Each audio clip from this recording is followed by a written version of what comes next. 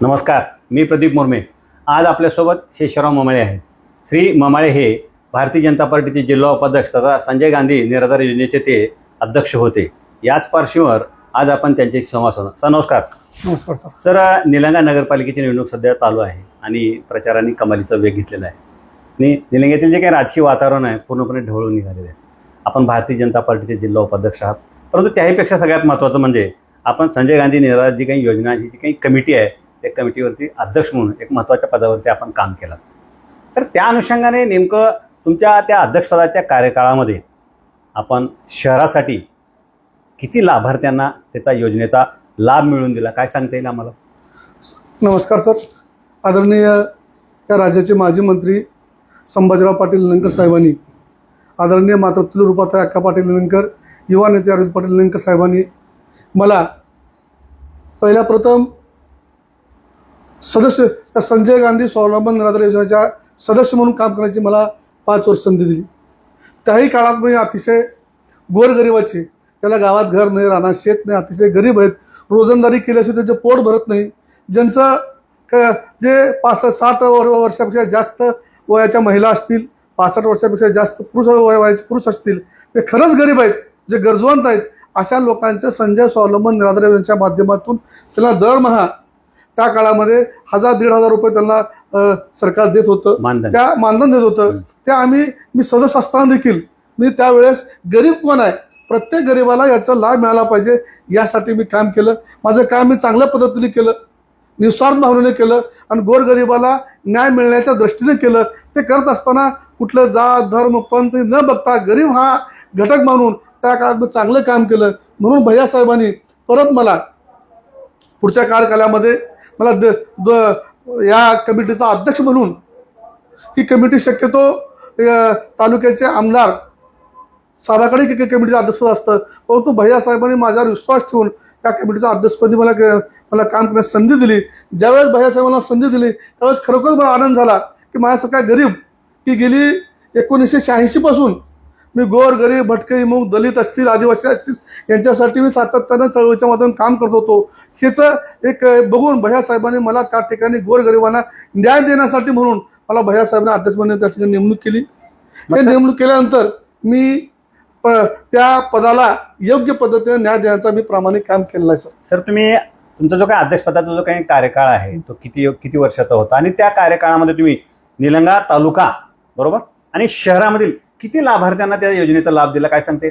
Sir, मला अध्यक्ष म्हणून 2 वर्ष काम करण्याची मला संधी मिळाली. त्या 2 वर्षामध्ये की आदरणीय मातृत्व रूपाताई अक्का पाटीलने मला मग सल्ला दिला होता, मला एक सूचना केली होती की ज्या खुर्चीवर आपण बसतात, ज्यांचं काम करण्यासाठी तुम्हाला संधी दिली जाते, ते काम करत असताना की कुठलेही तो जो काही पात्र अर्जदार आहे, तो पात्र अर्जदार आहे का नाही, तो कुणा जातीचा आहे, कुणा धर्माचा आहे, कुणा पंथाचा आहे, गरीब आहे का, हे आपण न बघता जर तो पात्र असेल तर प्रत्येक माणसाला तुम्ही फाईल मंजूर करा आणि प्रत्येकाला याचा न्याय द्या, अशा पद्धतीने मला अक्कासाहेबांनी सूचना केलं होतं. अक्कासाहेबांच्या सूचना मानून मी चांगल्या पद्धतीने या निलंगा शहरातल्या अध्यक्षपदी असताना किमान 1,500 लोकांना मी 1600 लोकांचे अर्ज या ठिकाणी मंजूर केले आहेत आणि मी संचालक असताना 2000 फायली मंजूर, अशा एकूण 3500 फायली या शहरातल्या संजय स्वावलंबन निराधार योजनेच्या लाभार्थ्यांना मी लाभ मिळवून दिलेलं आहे. मग सर, आता सध्या पालिकेची निवडणूक चालू आहे, तुम्ही तर आता सांगितलं जवळपास 3,500 ते 4,000 लाभार्थ्यांना तुम्ही न्याय त्या माध्यमातून न्याय दिला त्या योजनेच्या माध्यमातून. काय वाटतं मग तुम्हाला की ते निश्चितपणे तुम्ही जी मदत केलेली आहे ते जाणीव लक्षात ठेवतील आणि मतदार तुम्हाला मदत करतील यावेळेस निवडणुकीमध्ये, असं काय वाटतं, काय सांगता येईल तुम्हाला? सर, निवडणुकीमध्ये मदत करतील पण आपण त्यांचा अर्ज मंजूर केलेलाच नाही. पण काय वाटतं आता, असं म्हणलं मी तुम्हाला, सध्या पालिकेची निवडणूक चालू आहे, निवडणूक अत्यंत प्रतिष्ठेची आहे आणि तुम्ही तर काम केलेलं आहे योजनेच्या माध्यमातून गोरगरीब, भारतीय जनता त्याचा तुम्हाला फायदा होईल का नाही? फायदा होईल, फायदा म्हणणार नाही, कारण भारतीय जनता पार्टीच्या नेत्यांनी, भारतीय जनता पार्टीने मला त्या ठिकाणी काम करण्याची संधी दिली. काम करण्याची संधी दिल्यानंतर प्रामाणिकपणे गोरगरिबांना न्याय देण्याचं काम केलं. भारतीय जनता पार्टीतलं राज्यातलं सरकार, देशातल्या सरकारने देखील की 1,500 1,500 रुपये महिना देण्याची घोषणा केली. ती प्रामाणिकपणे त्यांच्यापर्यंत पोहोचतं. पहिलं काय होतं सर, की पहिलं असं होतं की डिस्ट्रिक्ट बँकेमध्ये खातं राहायचं लोकांचे, पगारी वेळेवर व्हायचे नाहीत, अनेक अडचणी होत्या. पगारी मग अनेक त्याच्यामध्ये एजंट होते. परंतु आपलं सरकार जेव्हा भारतीय जनता पार्टी सरकार या देशामध्ये राज्यामध्ये आलं त्यावेळेस जे स्वावलंबन निराधार योजनेचे जे काय लाभार्थी आहेत या लाभार्थीचे पैसे डायरेक्ट त्यांच्या खात्यावर पडण्याची प्रक्रिया सुरू केली.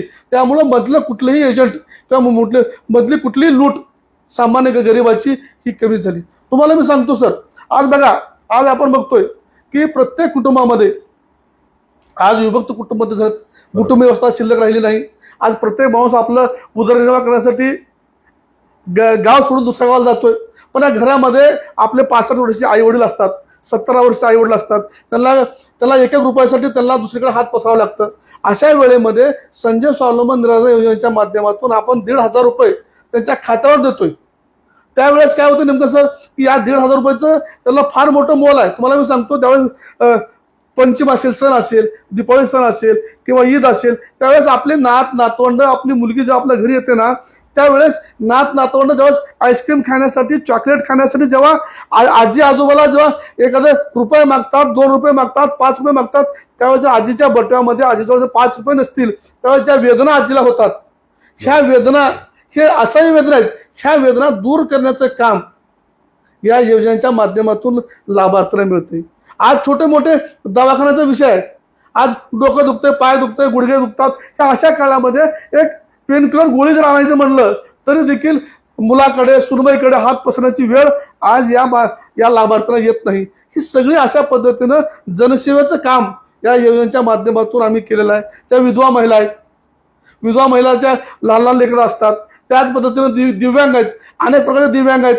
कोण मूकबधिर असतं, कोण मतिमंद असतं, कोण अपंग असतं, कारण त्याच्यावर काहीच नसतं. अशा माणसाची सेवा कोण करावं? जर त्यांना शासनाच्या माध्यमातून जर काही असा आर्थिक मदत मिळाली तर कुटुंबातील लोक पाहुण्याला मदत करतात. यामुळे या योजनेच्या माध्यमातून आम्ही जास्तीत जास्त जे पात्र लाभार्थी आहेत या पात्र लाभार्थ्यांना न्याय देऊन त्यांना स्वाभिमानी करण्याचं काम, स्वाभिमानी जगण्यासाठी आम्ही शिकवायचं काम या माध्यमातून केलेलं आहे. त्यामुळे तुम्ही जे म्हणता ना की याचा फायदा निवडणुकीत होईल लेवल मला माहित नाही, परंतु आपण ज्या संस्कृतीत राहतो भारतीय संस्कृतीमध्ये, या संस्कृतीमध्ये आपण म्हणतो काटा काढलेला देखील उपकार माणूस ठेवतो. आपण तर या योजनेच्या माध्यमातून भैया साहेबांच्या सूचनेनुसार, अक्का साहेबांच्या सूचनेनुसार, युवा नेते अरुण भाऊच्या सूचनेनुसार आपण या सगळ्या फायली मंजूर करत असताना तो मुस्लिम आहे का, तो दलित आहे का, तो उच्चवर्णीय आहे का, असं कुठलेही न बघता आपण सर्वांचे पात्र लाभार्थ्यांना न्याय देण्याचं काम या 4 वर्षामध्ये केलेलं आहे. त्यामुळे निश्चितच तुम्ही म्हणत असाल, निश्चितच ज्यावेळेस आम्ही त्याच्या घरी जातो त्यावेळेस त्या आदराने आम्हाला बोलवतात, घरी बोलवतात, पाणी पाजवतात, चहा पाजवतात आणि आम्ही जे काम केलंय त्या कामाची पावती या प्रेमाच्या माध्यमातून मिळेल असं मला खात्री आहे. सर, पालिकेची जी काही निवडणूक आहे ऐन रंगात आलेली आहे. आपण भारतीय जनता पार्टीचे जिल्हा उपाध्यक्ष आहात, प्रचारामध्ये आपण अतिशय सक्रिय आहात. काय परिस्थिती आपल्या पक्षाची आज नेमकं काय सांगाल तुम्ही आम्हाला? सर, मग आजचं बघितलं तर आमच्या पक्षाची अतिशय भक्कम परिस्थिती आहे. विजयाची आम्हाला निश्चित आहे. कारण आपण बघतोय की आज आपल्या शहरामध्ये अतिशय चांगल्या पद्धतीनं प्रचाराचं नियोजन युवा नेते अरविंद भाऊ पाटील निलंगेकर साहेब यांनी लावलेलं आहे. प्रत्येक मतदाराशी संवाद साधला जातोय, प्रत्येक घटकाशी संवाद साधला जातोय.